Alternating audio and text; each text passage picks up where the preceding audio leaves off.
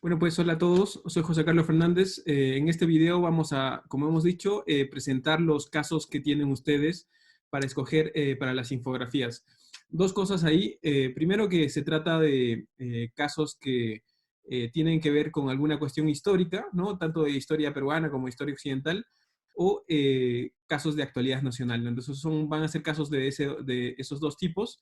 Y lo segundo es que les vamos a dar un tema sugerido, solamente sugerido porque ustedes cuando revisen los expedientes de esos casos y ustedes hagan su propia investigación, es posible que encuentren algunos otros temas adicionales, entonces pueden escoger algún otro tema relacionado al curso, ¿ya?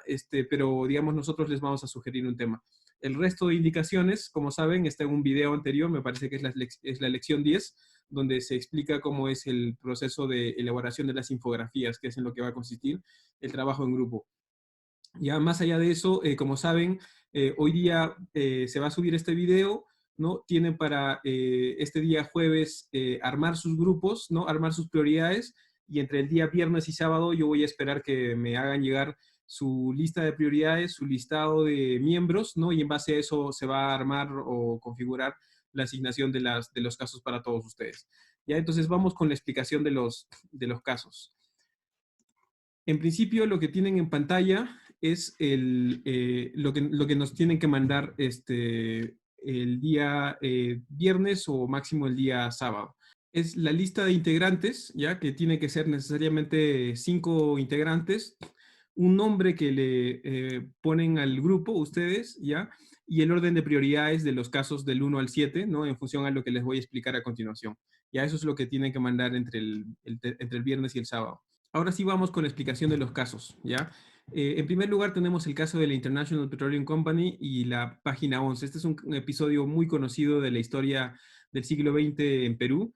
Ya básicamente se trata de esta empresa que tenía el manejo del yacimiento de La Brea y Pariñas en el norte del Perú y que tenía una deuda enorme con el Estado, ¿no? Por la explotación de estos recursos y se llega, digamos, después de una historia larga, al gobierno de Belaúnde, en el primer gobierno de Fernando Belaúnde, en que se logra llegar a un acuerdo en el que le devuelven el yacimiento al Perú, ellos se quedan con la refinería y se establece un pacto de un determinado precio bajo el cual ellos adquirirían los barriles de petróleo, ¿ya? Y sucede digamos, dentro de una serie de cuestiones, de discusiones sobre si era conveniente este acuerdo o no, se denuncia la pérdida de la página 11 de ese acuerdo, ¿no? De esa acta de Talara, como se llama, ¿ya? Y parte de esa denuncia, de esa pérdida de esa página donde en teoría estaban los precios unitarios de la venta de petróleo, ¿ya? Y afirmándose que hay un negociado detrás de todo esto, se produce un escándalo político, cae un gabinete y eso es parte de la excusa que toma Velasco, ¿no? Para hacer el golpe de Estado en el año 68, ¿ya? Entonces ahí viene, aparte de muchas cosas políticas y históricas que hay en esto, hay como estudiar esto desde un par de ángulos, de acuerdo a lo que nosotros hemos revisado, estudiar en qué consiste justamente ese episodio en específico de que se haya perdido una página de un contrato, qué implicancias podría tener esto y qué implicancias tenía en ese caso en específico. Por eso en este caso se les está dando como sugerencia los temas a analizar, la manifestación de voluntad, la forma en que se manifiesta la voluntad, justamente por la relevancia de que se pierda una página o no. ¿Qué pasa con un contrato si se pierde una página? ¿El contrato se convierte en nulo o pasa algo con el contrato? ¿No? Y también la nulidad como remedio, porque acá hubo una situación de que se declararon nulos previamente acuerdos anteriores a los que se hicieron en el gobierno de Belaúnde, ¿no? Y ahí tenemos un poco una posibilidad para analizar la idea de la nulidad o el concepto de nulidad, que es algo que vamos a ver justo hacia el final del ciclo. Entonces ese es el primer caso, que es uno de corte más histórico, ¿ya?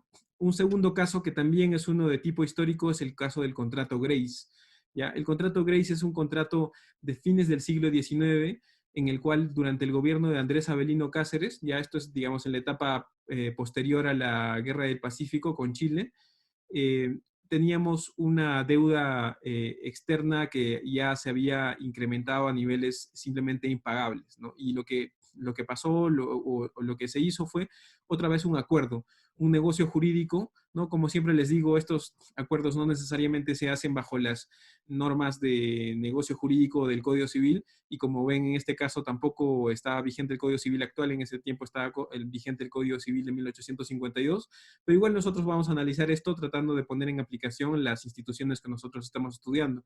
¿Qué pasó acá? Lo que sucedió es que ante esta deuda enorme que iba creciendo, además con intereses, el Estado peruano celebró un contrato con los tenedores de la deuda externa del Perú, por el cual, digamos, para, entre comillas, perdonar la deuda a Perú, lo que pidieron a cambio fue la concesión de los ferrocarriles, de todos los ferrocarriles en el Perú, que digamos en ese tiempo era una infraestructura de las más importantes en nuestro país, ya por un plazo de 66 años, ¿no? Entonces, y además de algunas otras prestaciones adicionales que se incluyeron en ese contrato, ¿ya? Este contrato Grace es uno de los episodios también en la historia peruana, en la historia económica peruana también muy debatidos, muy importantes, ¿ya? Pero entre otras cosas, y ese es el ángulo que les sugerimos en este punto, es que hay quienes dicen, ¿no? Creo que con sustento histórico, que Perú se encontraba en una situación crítica de básicamente estar acorralado a lo que se había propuesto por parte de los tenedores de la deuda externa, ¿ya? Entre otras cosas, hasta se amenazó con el tema de que si es que no se llegaba a algún acuerdo, se iban a bloquear las exportaciones de Perú en los mares, ¿no? Y la propia situación económica de Perú era una situación que hacía imperiosa algún tipo de salida, ¿no? Entonces, por eso el tema que se le sugiere ahí es el de la formación de la voluntad. Si por ahí encontramos o no que hay algún tipo de intimidación o de situación de necesidad, ¿no? Todo eso, lógicamente, analizándolo desde el ángulo del negocio jurídico, ¿ya? Entonces, ese es el tema sugerido para este punto. Un tercer caso es el laudo, ya un caso actual, un caso de la coyuntura actual, el laudo de Rutas de Lima en el arbitraje que tuvo con la Municipalidad Metropolitana de Lima, ¿ya? Este es un laudo que acaba de salir hace solamente unos días, ¿ya? Y acaba de circular en las noticias, ¿no? Y entre los abogados, porque acaba de emitirse este laudo en Estados Unidos. Básicamente se refiere al problema que hubo entre Rutas de Lima y la Municipalidad de Lima, específicamente durante la gestión de Luis Castañeda Locio. Hubo, se acordarán, hace algunos años, una protesta fuerte de los vecinos en el distrito de Puente Piedra por el peaje de Chillón, que básicamente lo que se cuestionaba era que se empiece a cobrar un peaje cuando todavía las obras estaban inconclusas, ¿no? Entre otras situaciones que en ese momento se discutieron. Y, digamos, en ese contexto, el alcalde Luis Castañeda Locio dispuso la anulación de ese peaje, ¿no? De una manera, en cierto modo, arbitraria desde el punto de vista económico y jurídico, y eso es lo que llevó al inicio de un arbitraje, y en ese arbitraje, en los días que acaban de pasar, se haya emitido un laudo y se ha resuelto que Perú ha perdido o que la Municipalidad de Lima ha perdido y que se tiene que pagar un monto de 230 millones. ¿Ya? En eso consiste ese caso. Ahora, en ese caso y en ese laudo en particular, hay muchas aristas y muchos temas que se pueden tomar, ¿ya? Por ejemplo, uno que podría estar ahí, que no lo hemos puesto como sugerido, pero que podría discutirse, es el tema del plazo, ¿no? La forma en que distintas obligaciones en ese contrato estaban sujetas a determinados plazos y determinadas condiciones, ¿no? Esa es una cuestión que se podría analizar. El tema de justo lo que vamos a ver la próxima semana, plazo, condición y cargo, podría eso también analizarse ahí. Pero el que les hemos puesto como sugerencia es otro de los temas que es bien importante, porque justamente no es parte solamente de este caso, de esta concesión, sino de varias concesiones, que es la intervención del Ministerio de Economía. Este es un contrato de concesión que se celebra entre la Municipalidad de Lima y el concesionario, pero las normas de contratación estatal, especialmente las normas de asociaciones público-privadas, dicen que en determinadas situaciones el MEF, el Ministerio de Economía, tiene que emitir una opinión favorable para que esos contratos sean válidos, ¿no? Para que se puedan celebrar. ¿En qué consiste esa opinión favorable del MEF? Consiste en una manifestación de voluntad que el MEF tiene que hacer, es solamente una formalidad que ese contrato tiene que cumplir. hay un tema ahí a discutir para analizar en qué consiste ese punto en particular. Por eso se les sugiere el tema de manifestación de voluntad y el tema de formalidad en este caso. ¿Ya? Eso es en el caso de Rutas de Lima. Otro caso de corte histórico es el caso del testamento de George Washington. ¿Ya? Gino, el adjunto del curso, que es con quien, junto con además David, el asistente, hemos preparado o han preparado estas diapositivas de los casos, ¿ya? Encontró hace poco que en el caso del testamento de George Washington, digamos, la figura quizás principal de la historia de Estados Unidos, el primer presidente de Estados Unidos, y además, previo a eso, el general del ejército continental que peleó la guerra de Revolución Americana por la cual este país consiguió su independencia. Al fallecer, a finales del siglo XVIII, dejó un testamento y Gino encontró que además en ese testamento, interesantemente, se había incluido un convenio arbitral, ¿no? Un convenio arbitral como los que hoy día se incluyen en los contratos, ¿no? Claro que, lógicamente, quizás un protoconvenio arbitral porque, digamos, era un ejemplo de un pacto arbitral en la evolución que ese concepto ha tenido en el tiempo, ¿ya? Pero así como eso, ese testamento tiene una serie de cláusulas interesantes y eso es lo que vamos a analizar en este caso. Básicamente, la idea es tomar este testamento, ¿no? Este caso va a ser uno más centrado en el documento del testamento y analizar qué tipo de cláusulas, obligaciones, qué tipo de disposiciones incluye. ¿Ya? Para analizarlas primero en base a su tiempo, ¿no? Para no caer en anacronismo al analizarlo, pero también analizarlo con respecto a lo que hoy día tenemos, por ejemplo, en nuestro Código Civil, y podamos determinar, de acuerdo a su objeto, qué es lo que se puede o qué es lo que no se puede. ¿Ya? Por eso el tema que se está sugiriendo ahí es la propia definición del negocio jurídico, porque puede que en ese testamento encontremos algunas cosas que quizás no consideraríamos que son un contenido, digamos, jurídico, y el objeto del negocio jurídico, porque puede que haya algunas cosas que sí las identifiquemos como un contenido posible, ¿no? Y es parte de ese análisis el de si es algo jurídicamente posible o no es jurídicamente posible, ¿ya? Entre otras cosas, por ejemplo, además de disponer respecto de sus bienes, además de disponer respecto a algunos incluso encargos respecto del mausoleo de su familia, ¿no? Famosamente Washington también en su testamento dispone la liberación de varios esclavos que estaban en su propiedad en ese momento, ¿no? Era un hombre del estado de Virginia, ¿no? Y tenía muchos esclavos antes de fallecer. Entonces, ese es el tema a analizar en el caso del testamento de George Washington, ¿ya?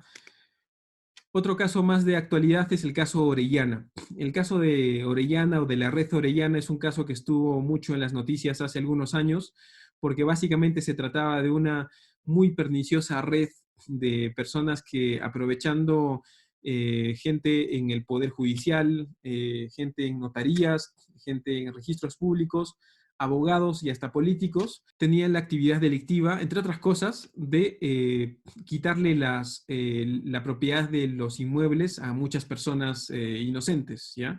Y eso lo hacían a través de distintas maneras, de distintos métodos. ¿Ya? Más allá de que el caso es muy complejo y tiene varias aristas, el tema o el ángulo que les estamos sugiriendo acá es el tema de una modalidad específica de operación de esta red orellana, que era la de generar un arbitraje en el que se discutía respecto de la propiedad de un inmueble que era de un tercero, ¿ya? Y al generarse ese arbitraje entre una persona A y una persona B, que eran unos testaferros solamente, se conseguía un laudo y con eso buscaban y hasta conseguían inscribir ese laudo en registros públicos y con ello quitarle la propiedad a ese tercero que nunca había participado en nada de eso. No, ahí hay involucradas justamente el análisis de algunas cosas que ya hemos adelantado en sesiones pasadas, pero que todavía vamos a ver en el curso, que es la aplicación de si ahí aplica la inexistencia, la nulidad, quizás por falta de manifestación de voluntad, o hasta la ineficacia como categoría del negocio jurídico. ¿Ya? Entonces, ese es un caso que fue muy famoso, estuvo muy conversado en los medios hace algunos años y en efecto se metió a la cárcel al líder de esta red, a Rodolfo Orellana. Ya ese es el tema que se va a analizar en este punto. ¿Ya? El penúltimo caso es el caso del gasoducto sur peruano que estuvo a cargo de Odebrecht. ¿ya? Como saben, podríamos hacer un curso entero de todos los casos que tiene Odebrecht con todos los proyectos de infraestructura y todas las concesiones que ha recibido en Perú en los últimos gobiernos, ¿ya? Pero en particular este es el caso del gasoducto, que es esta infraestructura millonaria que se empezó a construir para llevar el gas desde Camisea en Cusco hasta Moquegua, ¿ya? Y que tiene una serie de problemas. En este momento se encuentra además paralizado, ¿ya? Y el ángulo en específico que les vamos a sugerir ahí es una controversia en particular que hay alrededor de esto, que es que el concesionario, que es la empresa que tenía a cargo la concesión, tenía lógicamente el contratar varios contratistas para hacer determinadas actividades o determinadas prestaciones al momento de ejecutar el contrato de concesión. Y hay acá el caso específico de la ejecución de una carta fianza, ¿no? De que el contratista tiene una carta fianza que ha dado como garantía de su cumplimiento y el concesionario puede decidir ejecutar esa carta fianza cuando se produce un incumplimiento, ¿no? Pero en este caso, la ejecución de la carta fianza requería que los representantes, y ahí entra el tema de negocio jurídico, sean un conjunto de personas, 3 representantes los que firmen, ¿ya? Y aparentemente en este caso solamente había firmado un representante. Eso hacía que se cuestione ahí si es que se había generado o no correctamente la manifestación de voluntad a través del representante de estas entidades que son personas jurídicas, ya que es un caso que se presta perfectamente para discutir el tema de representación, que es justo uno de los que vamos a entrar en las semanas que vienen. Ya, entonces, ese es el caso en el contexto del gasoducto a cargo de Odebrecht, la discusión sobre la carta fianza y la ejecución a través de los representantes y cómo funciona en este caso la representación conjunta, ¿ya? Y el último caso es el arbitraje de línea amarilla, ¿ya? Algunos de ustedes quizás antes de la pandemia han usado ya esta infraestructura, que es básicamente una autopista rápida que se ha creado en medio de la ciudad, ¿ya? Que va digamos, más o menos al borde del río Rímac, ¿ya? Esta infraestructura, lógicamente, se ha dado también a través de una concesión y ya es una obra que además se ha concluido, ¿no? Y lo que hay de discusión en este punto es el tema de los peajes, ¿ya? El tema del costo de los peajes, que es algo que incluso ha estado en la discusión por los proyectos de ley que ha tenido el Congreso en este aspecto justo en los últimos días, ¿ya? En el caso de Línea Amarilla, ahí lo que les estamos sugiriendo es el tema de fin ilícito, ¿no? Porque ahí lo que vamos a tratar de construir con ustedes es la determinación si en el caso de Línea Amarilla encontramos que por el hecho de que en este caso, además, como se sabe, ya hay algunas declaraciones de funcionarios del gobierno, del gobierno municipal de Luis Castañeda Locio, algunas declaraciones de funcionarios de Odebrecht que revelan los negociados que hubo en cuanto a corrupción, tanto en el gobierno municipal de Castañeda del Ocio como en el de Susana Villarán, ¿no? Eh, si todas esas, digamos, cuestiones que se encuentran en ese contexto ameritarían determinar que en este caso aplica ya sea la causal de fin ilícito para afirmar la nulidad de un contrato como este, ¿no? Lógicamente usando las herramientas que tenemos en este curso. Hay muchas otras cosas que habría en este contrato también que analizar, o si quizás alguna otra causal o institución del curso aplica para este caso de línea amarilla, del contrato de concesión de línea amarilla, ya que es una infraestructura que ya se encuentra incluso en operación actualmente. ¿Ya? Entonces, esos son todos los casos, ¿ya? Como les dije, tienen hoy día para juntarse con su grupo, armar los grupos, revisar las opciones de prioridad y entre el viernes y el sábado seguro que vamos a estar rebotando emails entre ustedes y yo para ver qué grupo le falta a alguien para completarlo, para que le preguntemos a esa persona si está de acuerdo con el orden de prioridades. Ya todo eso lo tenemos que terminar el sábado y entre el domingo yo con Gino y con David, que me han estado ayudando justamente en elaborar todas estas diapositivas y todos estos casos, vamos a asignar los casos a cada uno de los grupos. Y a partir del lunes ya empezamos a trabajar en esto. Ya, entonces hasta ahí este video, nos vemos en el siguiente. Adiós.